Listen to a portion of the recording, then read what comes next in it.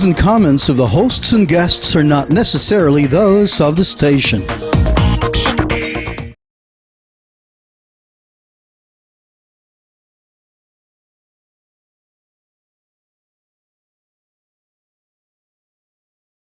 Off pala ako.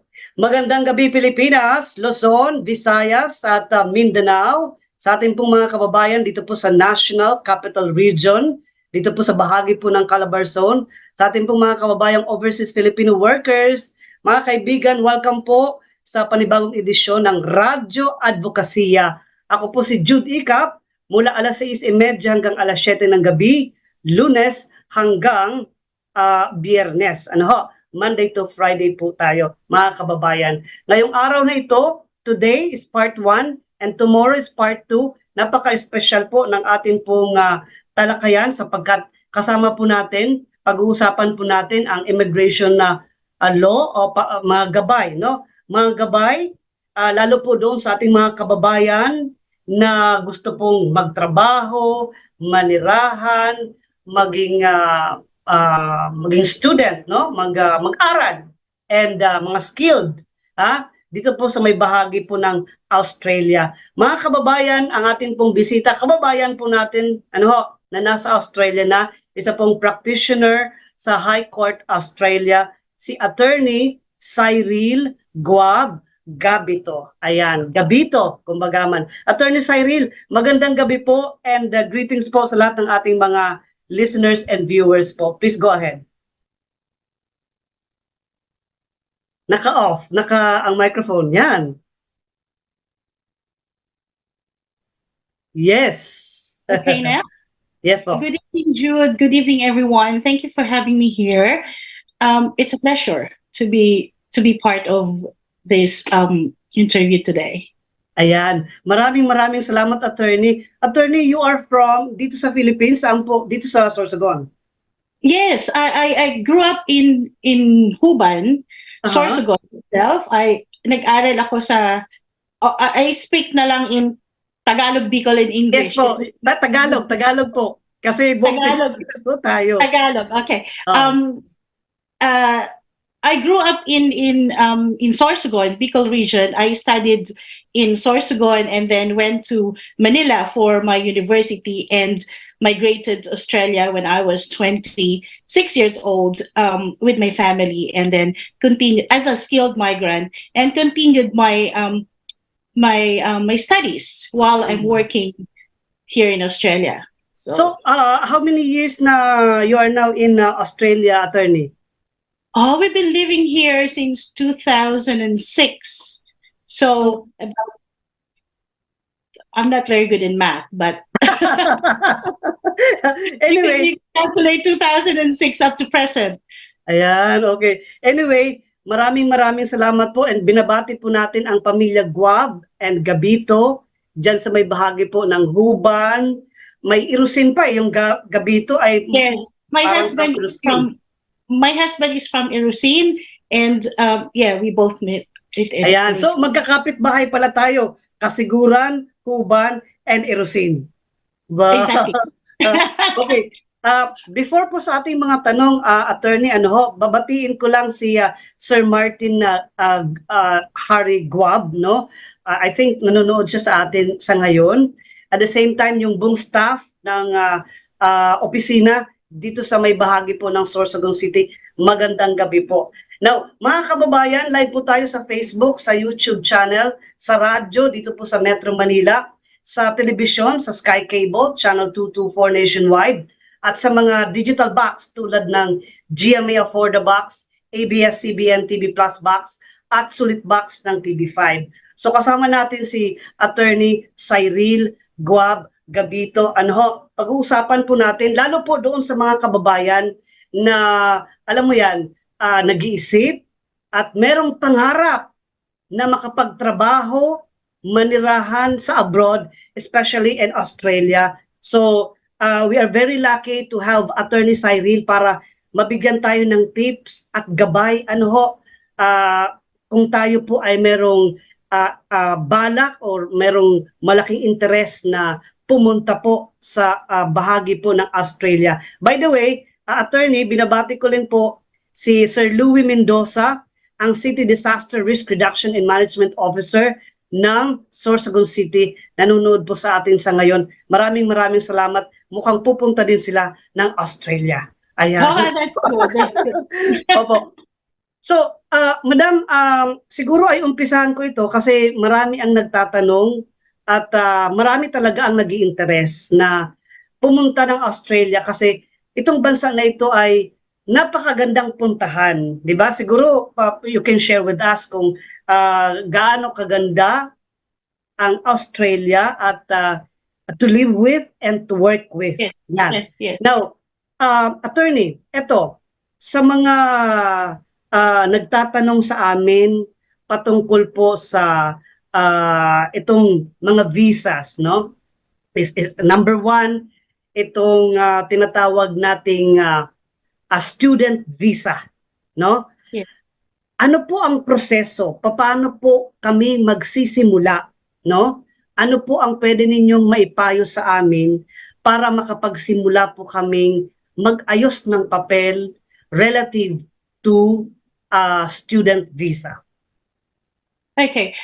Una-una sa lahat, napakadami ng visa ng Australia. But obviously, we will limit this discussion at the moment to student visa kasi sobrang dami ang gusto pumunta sa Australia. Hindi ibig sabihin na ang isang tao na nasa Australia is okay, ang kanilang smooth processing, smooth ang kanilang paninirahan. Hindi lahat ganon. But talking about student visa, how will a person can come to Australia under a student visa?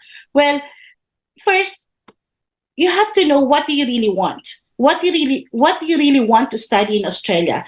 Take note, studying in Australia has so many requirements in terms of you must have a genuine intention to return to Australia because as a student, it's a student. Obviously, we cannot hide the fact that those students coming to Australia would want to stay here permanently. So that is, some of them are using a student visa as a stepping stone to stay here in Australia because it's always a pathway. There's a pathway for the student to stay in Australia permanently. But what are those requirements? It depends on the course that you wanted to go. Say, for example, if you want to come to Australia, if you finish bachelor, for example, in engineering, so I would recommend that you make an you look for a school and a course that is aligned with your studies because the immigration would want to see whether how genuine you are as a student. It is not just you're coming here to use Australia to live here, to work here. Kasi so sobrang daming estudyante ngayon, they just want to come to Australia because it's student, mabilis pumunta, and at the same time, I will earn money. Just a reminder that being a student, it is not, come to Australia as a genuine student, not just to work. Part of it is working, but, student, you have to be a genuine student in order for you to be granted a student visa. And it is not an easy step just to come to Australia being a student. So first, you have to know what course do you wanna study. Second, what school do you want to go to? And 3, kaya ba syempre ang balay natin is, it always involve finances. Kaya ba natin ang tuition fee? Kaya ba natin mabuhay sa Australia? Those people who have family in Australia would assist them to live while they are looking for a job. Kasi syempre, limited ang oras ng mga estudyante sa pagtatrabaho. So, you must have a big, I'm not saying na dapat napakarami ng pera mo pumunta ng Australia para para lang maging estudyante.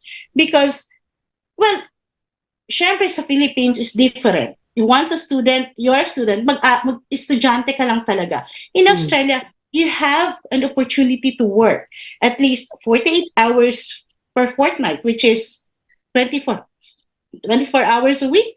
So those are, i-consider mo din, kaya mo ba mabuhay? Kaya mo ba ang tuition fee? at the same time, tibay ng dibdib. Tibay ng loob ang talagang kailangan mo. So, yeah. Sobrang, if I will go into detail of all the requirements, iba-iba kasi, iba-ibang requirements. Ang pinaka-basic requirements is obviously, know the course, know the school, you have the money to support your needs, and at the same time, what is your goal after? You cannot just be a professional student in Australia. When I say professional student, paulit-ulit ka na lang nagiging estudyante. Ano ba yung goal mo in your life? Ano ba yung gusto mo after mo matapos ng pag-aaral? So, yeah. Kaya, okay. Attorney, linawin ko lang, no, parang na-miss out ko kanina. Pag mag-apply ako ng student visa at makarating na nga sa Australia, bawal akong magtrabaho or kahit part-time lang? No, you are allowed. You are allowed to work. A student visa holder is allowed to work for a minimum of 48 hours per fortnight. That is 24 hours a week. That is from 24 hours a week currently. So you are allowed to work. That's why. So you would be able ibig to. sabihin, I am studying at the same time. I can also do a work at this part time. Yes. It's a life. It's a balance. You have to, so you can work and you can study, but the primary is you have to study. You can work full time during your break, during your school break. When I say during your school break, like a semestral break. So, but during your study period, you have to be studying, and you can work for a limited period of time, for a limited period of hours. Yeah. Attorney, may mga tanong dito. Mahirap bang mag-apply ng visa, student visa from here, dito sa Philippines, papunta dyan? Kasi itong mga tanong kung mahirap bang makuha yung visa ng student visa in Australia? Okay. It depends. Hindi ko masasabi mahirap, hindi ko masasabing madali. Kasi ang test kasi sa pag-apply ng student visa is ang tinatawag ng immigration na genuine temporary entrant. Ano ba yung genuine temporary entrant? You have to establish that, number one, why are you studying in Australia? What course are you studying in Australia? What is the benefit of this course to yourself? What is your strong ties in the Philippines? Have you got financial capacity to support your needs? Those are the aspects that natinitingnan or criteria na tinitingnan ng Department of Immigration when making a decision whether you would meet the criteria or not. Well, it's a genuine temporary entrant. It's a subjective. It depends on the case officer who will assess your application. So it is always a rule of thumb in our firm that make the right genuine temporary entrant statement, because kung hindi maayos ang pagkakagawa mo ng statement, most likely the application will be refused, and then obviously you will try again. There's always a second chance to make an application, but on that second chance the department will look at why are you keep on applying, how genuine you are. So number one, you have to meet the genuine temporary entrant. Those are, bakit Australia? Wala bang course nito sa ibang bansa at bakit Australia? Okay. So, pati yung mga small details na yan talagang inaalam ng Department of Immigration ng Australia? Yes, that is the criteria kung paano nila bibigyan ng student visa ang isang aplikante. That is how they test how genuine you are as a student. Because they don't want the student to be a professional student that all the time all throughout their life, they're staying in Australia as a student. So they have to test, ano ba talaga ang plano mo? Genuine ka ba o hindi? Anong strong ties mo sa Philippines?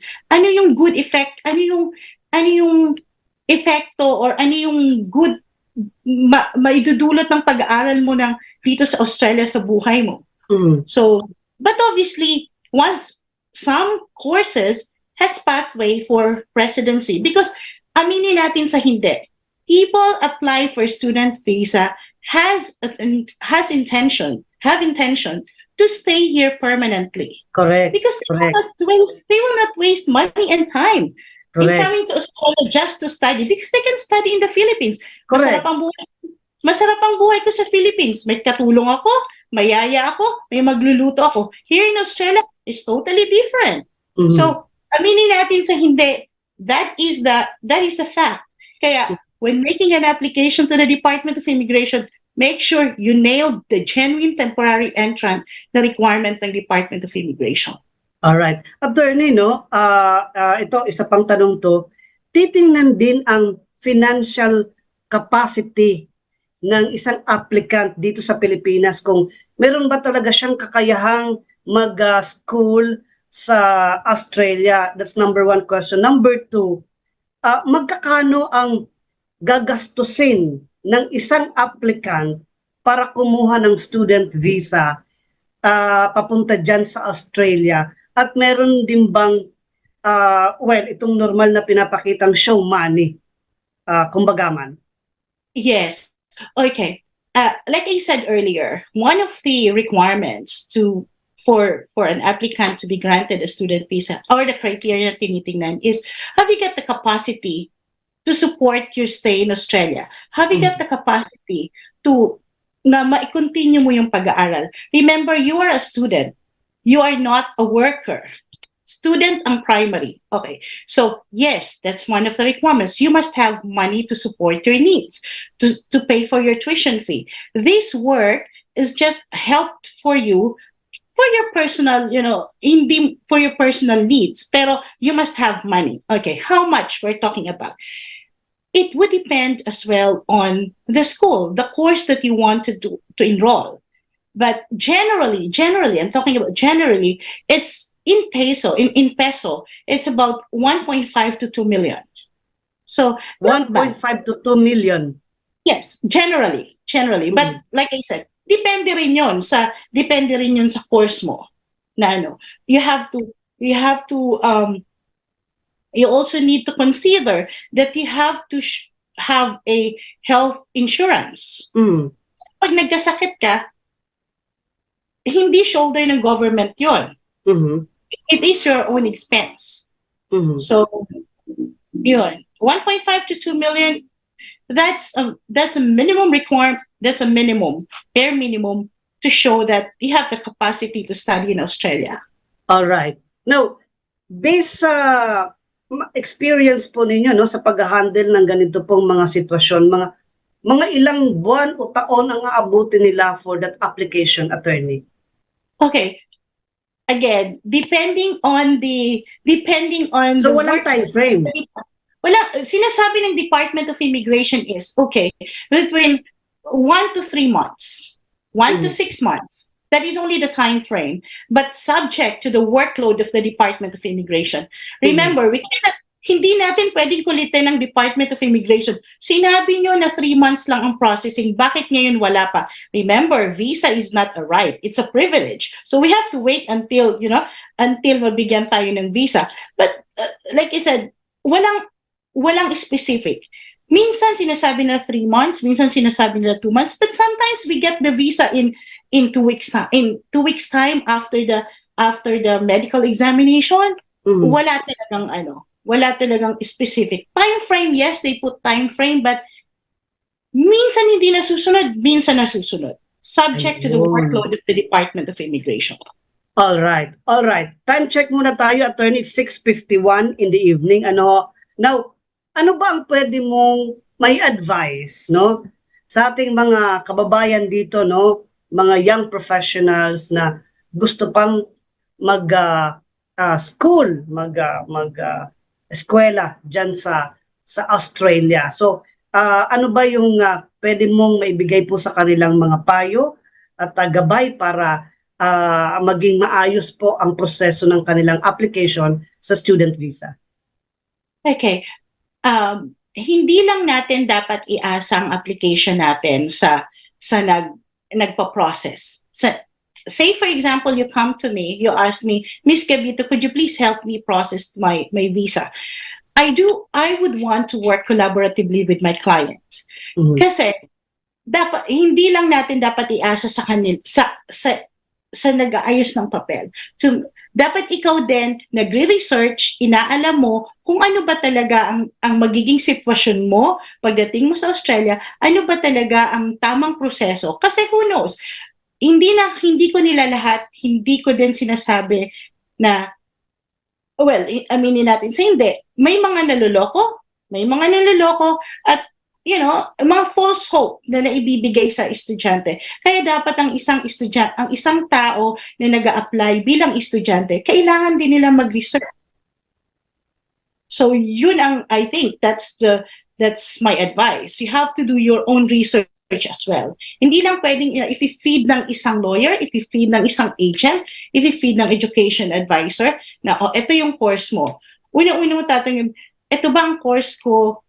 Ito ba ang gusto ko? Or kukunin ko lang tong course na to just because I wanted to go to Australia. So again, you have to do your own research as well. All right. Okay. So yan ang magandang dapat gawin ng ating mga kababayan dito sa Pilipinas na nag-a-apply for a student visa. Now, attorney, meron tayong part 2, no? And siguro hanggang matapos natin kasi we still have the skilled visa, the tourist visa, and the working visa. Magkaiba ba yung skilled at working visa, attorney? Yes, magkaiba sila but somehow related. Mm-hmm. So when it comes to workers, working visa, working visa majority, they have an employers who sponsor them. So they have a ready sponsor, ready employer who will get them from the Philippines to Australia, and then when they arrive, they have the work already. Ayun. But they are also skilled. Because they will not be hired if they're not skilled. Yes. So yes. So tomorrow, ipagpapatuloy natin ang ating talakayan, no? Kasi we still have, tourist visa, working visa, permanent or residency visa, and then the skilled visa. So part 1, part 2, hanggang matapos natin itong 4 na visa na ito. And ultimately, papaano kami makapag-contact sa inyo para kami ay iyong tulungan sa pagpoproseso nitong mga lahat ng dokumento. But in the meantime, ihahang natin, attorney, kasi marami ang nagsusubaybay sa atin para kumbaga segmentize ang ating talakayan sa student, sa working, sa residency, and then sa skilled visa. And siguro sa pagkakataon na ito, attorney, message po sa lahat ng ating mga, kasi hanggang alas 7 po tayo ng gabi, message po sa lahat ng ating mga kabayan at invite mo pa rin sila na tutukan tayo hanggang matapos ang kumbaga series ang ating discussion. Go ahead, attorney. Okay. Napakagandang talakayan ang tungkol sa visa kasi lahat naman ay gusto pumunta sa ibang bansa. So I invite you all obviously to watch or to listen, to watch for the succeeding series, ang sabi nga ni Jude, succeeding conversation regarding the visa if you want to study, live, and work in Australia. So, stay tuned and then or contact MCG, the Consulting and Business Solution Specialists. They are located in Sorsogon. Contact number 056-411-5211. Ayan. Anyway, we are in partnership with them. The Bito Lawyers are in partnership with MCG. Yes. Anyway, sa last part ay talagang tatanungin namin yun kung paano kayo makonect. Sa ngayon ay dinidetalye lang natin, binibigyan natin ng impormasyon at gabay ang ating mga kababayan patungkol sa iba't ibang visas. So, thank you so much for your time. Alam ko po ay napaka-busy po ninyo dyan po sa Australia. In the meantime, maraming salamat po, ma'am, and we see you tomorrow.